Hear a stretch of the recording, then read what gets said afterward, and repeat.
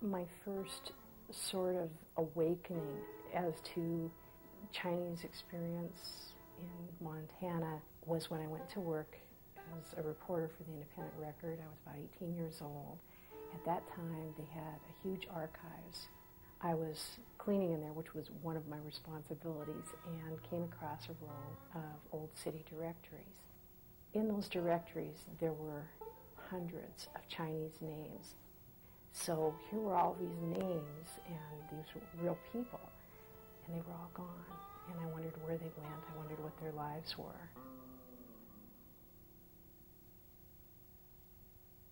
During the early years, during the construction phase of the railroad, there were over 200 Japanese living here. And now I'm the only one left.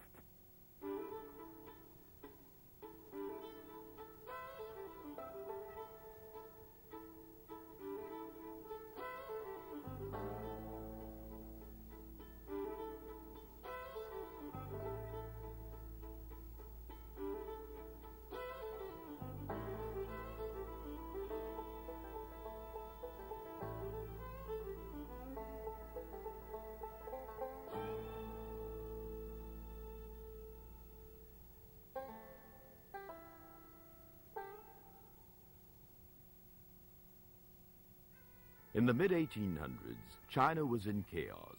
Overpopulation had led to widespread poverty and famine. More than 20 million people died in a series of brutal civil wars. Meanwhile, European and American powers muscled their way in, destabilizing the Chinese government and exposing Chinese peasants to Western influence. When trading ships brought news of gold strikes in the American West, some of those peasants saw their chance. If you hope to have a better life, then you have to head to America. Many Chinese wound up in gold-rich Montana territory. But it wasn't anything like home. I think it really reinforces the notion that these Chinese are pioneers. They're risk takers. They're willing to try things that most of us wouldn't try. By 1870, the Chinese made up nearly 10% of the territorial population and nearly 1 in 5 gold miners. Their diligence and hard work paid off, but it also created resentment among the white population. Mainstream newspapers often editorialized against the Chinese. We are opposed to the importation of Chinese into this country. They are so many vampires, sucking the lifeblood out of any portion in which they remain. But an 1870 mining report to Congress vindicated the Chinese miners. The Chinese work their own placer claims, either taking up abandoned ground or purchasing claims too low in yield to be worked profitably by white labor. They are frugal, skillful, and extremely industrious. Most Chinese who came to America never intended to stay. In a letter sent to his brother in Missoula, Hao Sing wrote, "If you make even a little money, come home right away. Do not exhaust yourself by being away, so that mother and family will not worry about you." But economic opportunities beckoned as the young nation pushed westward. The key to inland settlement was the railroad. The railroads needed workers, and the Chinese needed jobs. It was back-breaking work. It's not only physically very demanding, it was also very dangerous. They were often trying to lay track along cliffs where they would have to blast out the rock using dynamite. Say they were at the top of the cliff, they would then lower Chinese down over the cliff face, and then they would then drill into the side of the cliff, plant their charges. Then once the explosion had taken place, then workers would be lowered down to that side again, and they would continue with the construction. Sometimes the dynamite exploded prematurely. There was a feeling that if one died or a dozen died, they could find others to take their place. Chinese workers were not only plentiful, they came cheap, $1 a day. That was half the amount white labor was paid, but still far more than what they could earn in China. few people realize that Chinese labor made up most of the workforce on key sections of the Northern Pacific Railroad. It's a tremendously important contribution to the history of Montana and to the history of the entire American West.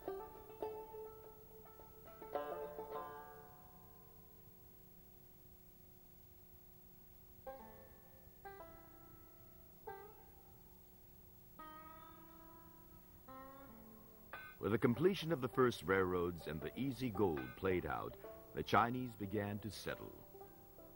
Some Chinese lived in small towns.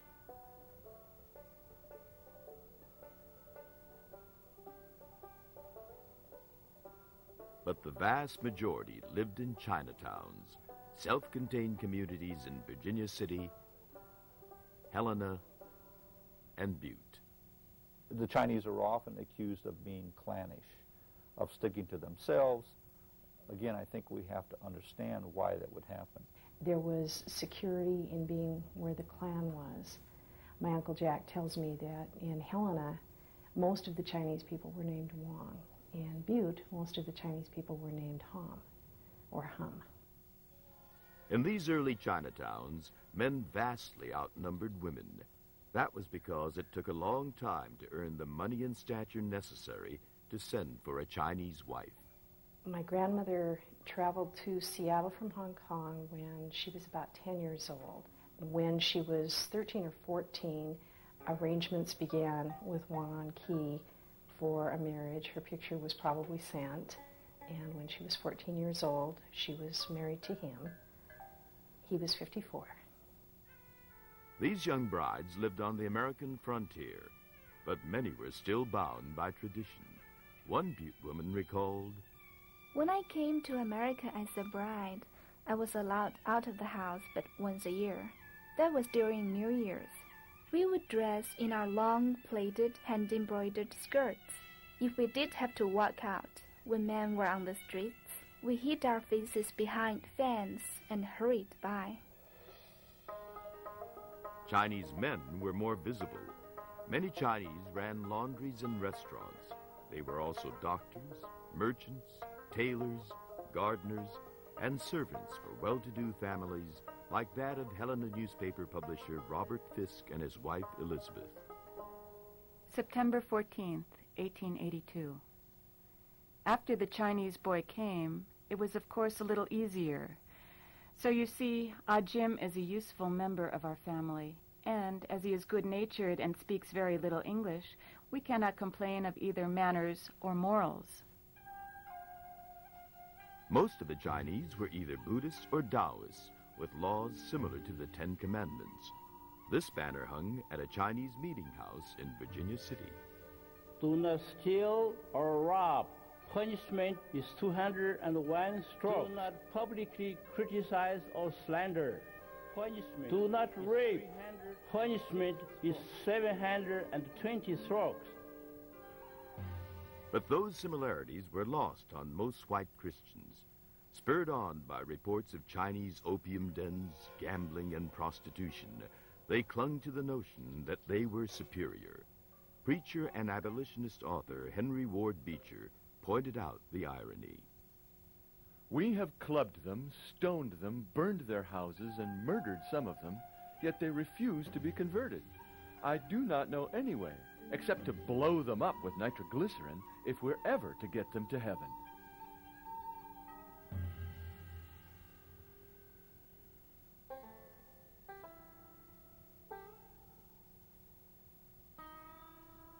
January 28th, 1883. I sent away my Chinaman. We could not afford to keep him, for he wanted $8 per week. I felt as if the Chinaman was making off with something every time he left the house, and he had numerous visitors who might have slipped any number and quantity of things into their pockets or up their capacious sleeves. Mrs. Fisk's attitude mirrored public hostility toward the Chinese. "Read all about it! Read all about it!" Chinese gone. 1 killed and many injured in Denver riot. Chinatown now a mass of ruins. Seattle's Chinatown suffers riot. Tacoma's Chinese ousted. 28 Chinamen killed at Rock Spring. Springs, Wyoming. The importation of Chinese laborers causes a revolution. All 500 Chinese flee. The Chinese in Montana weren't subjected to such violence, but they faced other troubles. As early as 1866, white laundresses had demanded a boycott of their Chinese competitors. The Chinese laundries managed to stay in business, but that wasn't easy. Montana law forced them to pay higher taxes than their competitors. It was one of many anti-Chinese laws that swept the country in the late 1800s. The most far-reaching was the 1882 Exclusion Act, which prohibited immigration by Chinese laborers and their families. It also prohibited Chinese from becoming American citizens. It's a way of telling the Chinese that they are not equal to all the other people who are living in America. It also was an attempt to protect white workers. Most unions would not accept Chinese as members, which meant the Chinese typically worked for less money. The unions despised them for it. One especially lengthy and venomous commentary in the Missoula Gazette argued, "Our government erred in ever allowing that race a foothold on our soil. They have in Missoula, as elsewhere, usurped places which could be filled by respectable men and women. The time has come when measures should be taken to rid ourselves of this pest, lest it destroy us. Resolved that the labor organizations here assembled pledge a general withdrawal of patronage against all Chinese restaurants, laundries, gardens, stores, and any other business known to be carried on by Chinese." But in Butte, the Chinese fought back in court. If we lose, then every Chinese would have to leave town. We would have no room to stand. Fortunately, we won, else no Chinese would be in Butte today. The Chinese managed to beat the boycotts, but strict immigration laws posed even bigger hurdles. Under federal law, only U.S. citizens were allowed to bring family members over from China, so Chinese-American families often manufactured so-called paper sons. In many cases, those young Chinese who were coming to America were not the direct offspring of the people who claimed them as children. And those were then often referred to as paper sons. They were sons on paper. Even Chinese laborers who couldn't obtain papers continued to find ways into the United States. In Montana, these illegal immigrants were said to hide in steam tunnels that supplied many businesses with heat. It's true that some Chinese did operate stores underground, but the myth of the tunnel dwellers underscores the fear and mystery associated with the Chinese. Excluded by national laws, ostracized by the unions, prohibited from becoming citizens, the Chinese population in Montana began to dwindle. Some moved to larger urban centers where Chinatowns offered family and friendship. Others found hope in a fledgling democratic movement in China and decided to make the long voyage home. By 1910, there were only 1,300 Chinese left in the state. In just 50 years, they and those who had come before them helped lay the foundation for 20th century Montana. But in the rush of new immigration and settlement, their significance soon faded.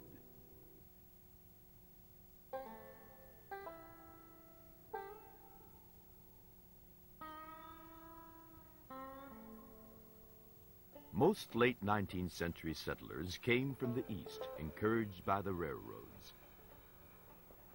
But those railroads still wanted cheap labor. With their supply of Chinese laborers cut off, the railroad barons once again looked across the Pacific to fill their needs, this time to Japan. After centuries of self-imposed isolation, Japan was finally allowing citizens to leave. And actually, the Japanese government was encouraging young Japanese men to go overseas to gain jobs. By 1910, tens of thousands of Japanese had left their homelands seeking opportunities in the United States.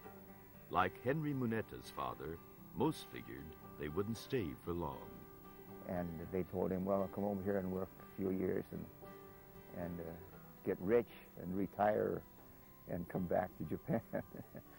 But when he found out that you don't get rich and retire working on the railroad. December 1905, Henry Katsuji Hashitani, who worked for the Northern Pacific near Missoula, wrote in his diary, "All I have done so far is to survive as nothing more than a humble worker, like pigs and cows. Is my youth being wasted? No, I have dreams, I have hopes. Life is nothing if you don't try to better yourself." Not all Japanese who came to America worked on the railroad.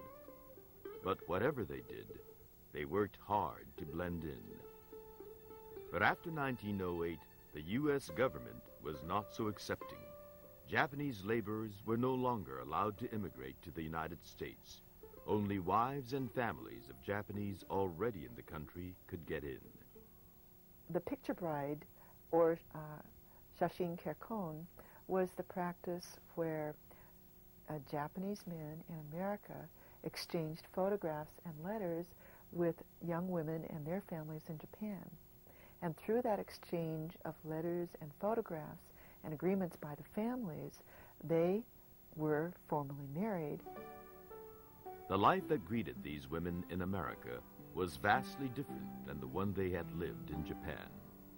One woman who arrived at the detention center told me that when she got off the boat and saw people with hair of different colors, skin and eyes of different colors, she was sure she had come to the wrong country. The variety of cultures in the American West wasn't the only thing that took getting used to. There was also the isolation. Shizu Hirano grew up in tiny Belt, Montana.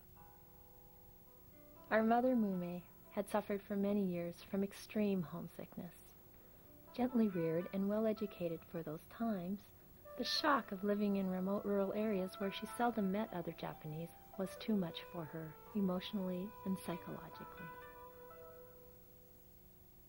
The isolation that Mume Hirano endured was commonplace. At most, there were only 2,500 Japanese spread throughout Montana. For most Japanese, assimilation was the answer. My mom wanted us to be raised as American kids. She didn't want us to be Japanese or to speak the language or to really live like she did in Japan. So she raised us to become Americans. But Asians still couldn't become citizens unless they were born here. And in 1923, anti-Japanese legislators passed a Montana law that said if you couldn't become a citizen, you couldn't own land.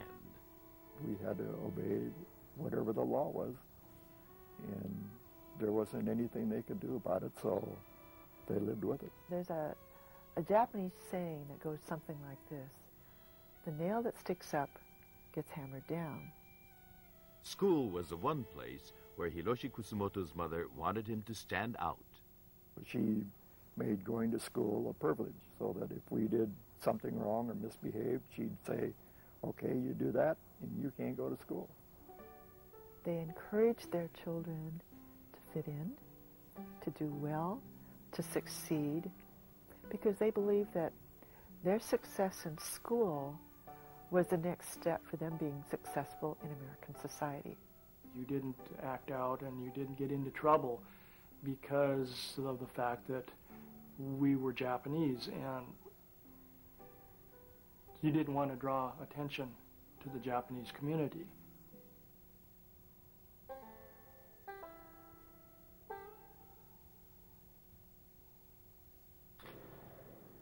On December 7, 1941, Japan attacked Hawaii's Pearl Harbor, killing over 2,000 Americans.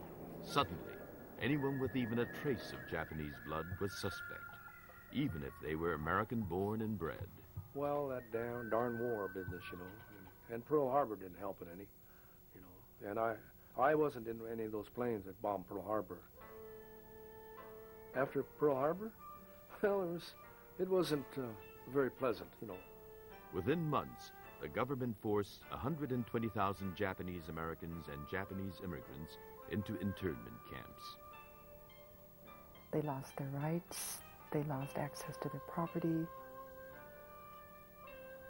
They ate in mess halls and barracks. And the sites that were selected for camps were barren. They were hot in the summer and very, very cold in the winter. Montana Japanese were spared that humiliation, but they were not immune to government crackdowns.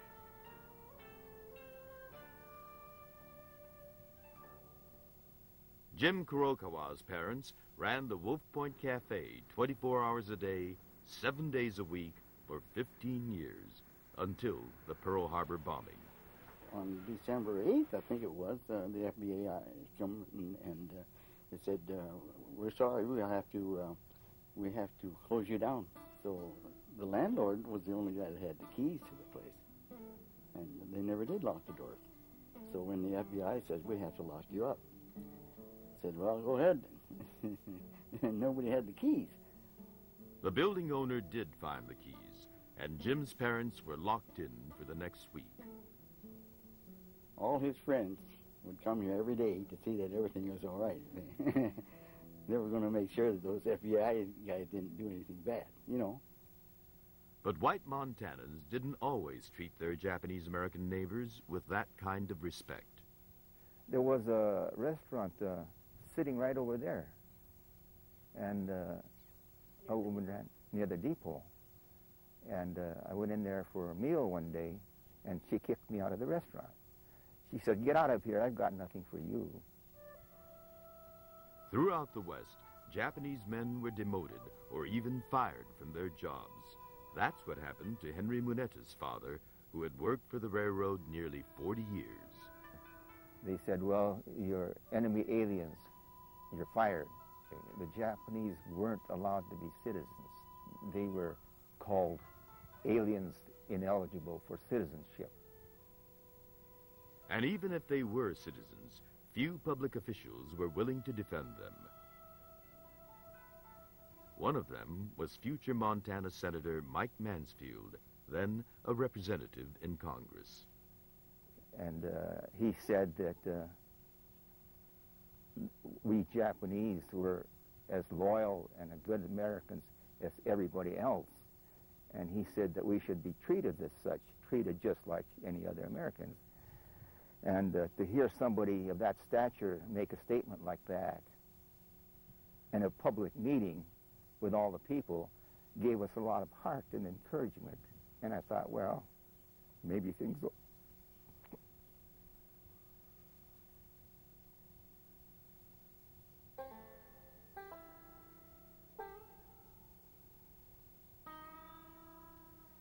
One of my classmates asked me which side I was going to fight for.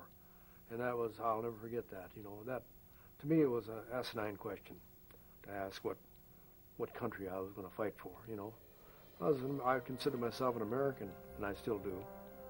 Ben Harada was trained to fight in the 442nd, which for most of the war was the only regiment where Japanese Americans were allowed to fight. It went on to become one of the most decorated regiments in American history. I think maybe that might have changed some of their attitude, you know, towards the Japanese American, you know. They did a wonderful job. Hiroshi Kusumoto was just a kid when his brother Ted joined the military. When Ted's unit was sent to the Pacific, he was forced to remain behind. But he found another way to prove his loyalty. They wanted to test the gases and so forth that the military was developing. And they thought that it might affect Japanese differently than Caucasians, so they wanted a bunch of them to volunteer to be tested with all these gases, and he did. Even as Japanese Americans were fighting for freedom, it was denied to many of their families. One way to get out of the U.S. internment camps was by harvesting food for the war effort. That was how Robert Koyama's father got out of the internment camp and back to his childhood home in Montana. He leased ground from the sugar company to get started. And then he eventually bought what we call the home place here where we are today. The war forever altered the lives of Japanese Americans. My parents never really talked about that much. I think that was just a part of their life that they just wanted to kind of put behind them, forget about it. That wasn't easy. Many laws continued to discriminate against Asian Americans, including one that kept them from marrying whites. We had to go to Chicago to get married. I mean, we couldn't get married in Montana. That was in 1952, a significant year for other reasons. For the first time in nearly half a century, Japan-born residents gained the right to become American citizens. The following year, Montana rescinded its law against interracial marriage. I guess one of the things that upsets me the most, and I probably really shouldn't, but when people come up and ask me what my nationality is. And if you stop and think about it, my nationality is American, just like anybody else who was born in America. I would be very proud to tell you that I am of Japanese ethnicity, but I am an American.